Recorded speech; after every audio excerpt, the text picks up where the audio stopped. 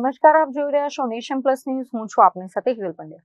Baroda cricket એસોસિએશનમાં સત્તાના સંગ્રામનો મામલો હવે ગૂંચવાયો છે.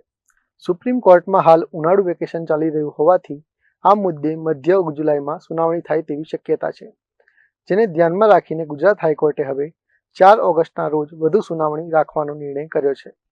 આ કાનૂની લડાઈ દરમિયાન કેટલાક પક્ષકારોએ એવી માંગ કરી હતી કે જે હોદ્દાઓ પર વિવાદ નથી તેના પરિણામો જાહેર કરી દેવામાં આવે.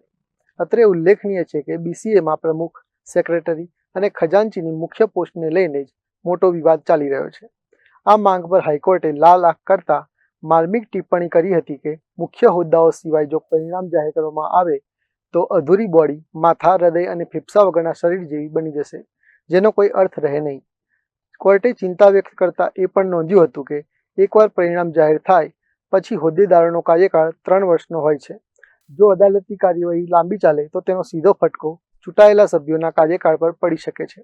બીજી તરફ વચગાળાના સંચાલકો દ્વારા કોર્ટના ઓર્ડરનો દુરુપયોગ થતો હોવાના આક્ષેપ સામે હાઈકોર્ટે ટકોર કરી છે કે જો કોઈને આવી ફરિયાદ હોય તો તેઓ કાયદેસરની કન્ટેમ્પની અરજી કરી શકે છે.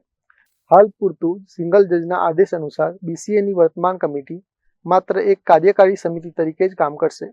આ સમિતિ રોજબરોજના દૈનિક વહીવટી કાર્યો સિવાય કોઈપણ પ્રકારના મોટા કે નીતિગત નિર્ણયો લઈ શકશે નહીં. એટલે કે આગામી ઓગસ્ટ મહિના સુધી બીસીએના ભવિષ્ય અને સત્તાની ચાવી કોના હાથમાં જશે તે સસ્પેન્સ અકબંધ રહેશે.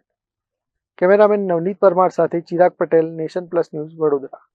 સમાચારોના સતત અપડેટ મેળવવા માટે અમારી નેશન પ્લસ ન્યૂઝની યુટ્યુબ ચેનલને સબસ્ક્રાઇબ કરો, બેલ આઇકન દબાવો અને જોડાયેલા રહો ફેસબુક, ઇન્સ્ટાગ્રામ અને ટ્વિટર પર.